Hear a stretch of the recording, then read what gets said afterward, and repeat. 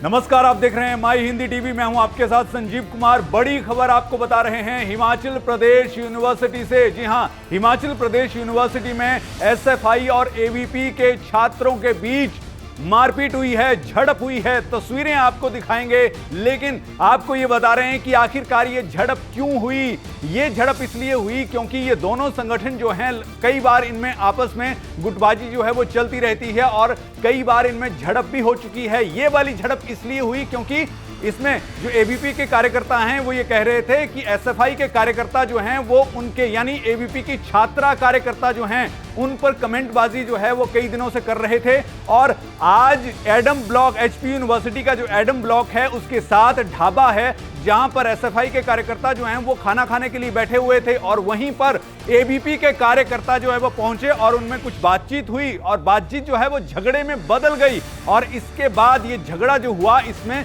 5 से 7 कार्यकर्ता जो हैं, एसएफआई के कार्यकर्ता जो हैं वो घायल हो चुके हैं। ये बड़ी जानकारी हम आपको दे रहे हैं। अब इसमें एसएफआई की ओर से ये कहा जा रहा है कि एबीपी के कार्यकर्ताओं ने हमला किया, और एबीपी के कार्यकर्ताओं की अगर बात करें तो उनका ये कहना है कि ये गाली गलौज जो है इनकी तरफ से कई बार कमेंटबाजी जो है वो कई दिनों से की जा रही थी। और इसी दौरान जब ये दोनों गुटों के छात्र जो हैं इकट्ठे हुए एक जगह, तो ये पहले वो बहसबाजी हुई और इसी दौरान ये झड़प जो है वो खूनी झड़प में बदल गई। 5 से 7 छात्र घायल हैं जिनका इलाज चल रहा है। और ये झड़प जब हुई तो उसके बाद पूरी यूनिवर्सिटी जो है वो बदल गई पुलिस की छावनी में। पुलिस का कड़ा पहरा जो है वो वहां पर लग गया।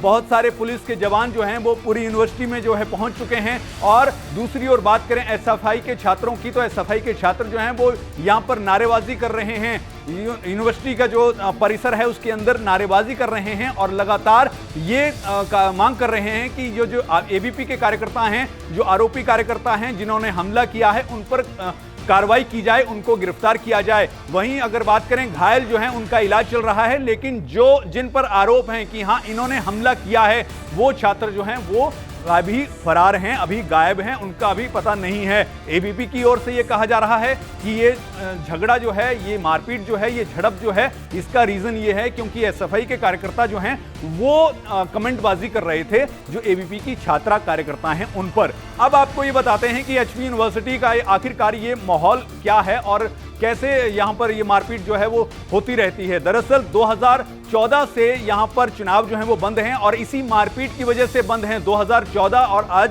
2025 यानी करीब 11 साल से वहां पर चुनाव नहीं हो रहे हैं। और रीजन सबसे बड़ा यही है कि यहां पर ये जो दो गुट हैं, एबीपी और एसएफआई, इन दोनों में अक्सर मारपीट जो है वो होती रहती है। कभी एक गुट हमला कर देता, कभी दूसरा। और इसी वजह से चाहे वो एचपीयू का प्रशासन हो, चाहे वो जिले का प्रशासन हो, ये हिम्मत नहीं जुटा पाया कि आखिरकार यहां पर चुनाव जो है वो करवाए जा रहे हैं। और ये पिछले 10 साल से मेरिट बेस पर ही, यानी जो छात्र जो हैं जो पढ़ाई में अच्छे हैं उन्हीं को यहाँ पर जो है वो चुन लिया जाता है और वही सारी कार्यप्रणाली जो है छात्रों की वो देखते हैं। एससीए का गठन जो है वो इसी तरह से होता है कि जो बच्चे जो हैं जो पढ़ने में अच्छे हैं उनको चुन लिया जाता है एससीए द्वारा। लेकिन बड़ा सवाल यह है कि आखिरकार ये झड़प जो है, ये इस तरह की ये झड़पें कब खत्म होंगी? क्या 10 साल बाद भी दोनों संगठनों को ये समझ नहीं आया कि अगर इसी तरह से लड़ाई झगड़ा होता रहा तो फिर ये चुनाव जिस तरह से पिछले 10 साल से 11 साल से नहीं हुए, आगे भी नहीं होंगे?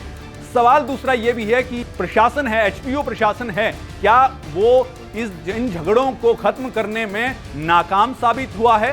सवाल बड़े हैं। लेकिन इसी बीच सवाल यह भी है कि एचपी यूनिवर्सिटी, जो कि पढ़ाई का एक बड़ा संस्थान है, जहां पर छात्र जो हैं वो पढ़ने के लिए आते हैं और ये चाहते हैं कि हां हम आगे बढ़ें, तो उस जगह को इस तरह से जहां पर मारपीट हो रही है, झगड़ा हो रहा है, क्या ये पूरी एचपी यूनिवर्सिटी की जिम्मेदारी नहीं बनती है, प्रशासन की जिम्मेदारी नहीं बनती है? और साथ ही साथ जो एचपी का, जो हिमाचल का प्रशासन है, जो जिले का प्रशासन है, जो एजुकेशन डिपार्टमेंट है, क्या उसकी जिम्मेदारी नहीं बनती है कि इस तरह से एजुकेशन का संस्थान जो है उसको ऐसा माहौल बनाया जाए कि इस तरह की झड़पें जो हैं वो ना हो? बहरहाल अब इस मामले में क्या कार्रवाई होती है ये भी देखने वाली बात होगी।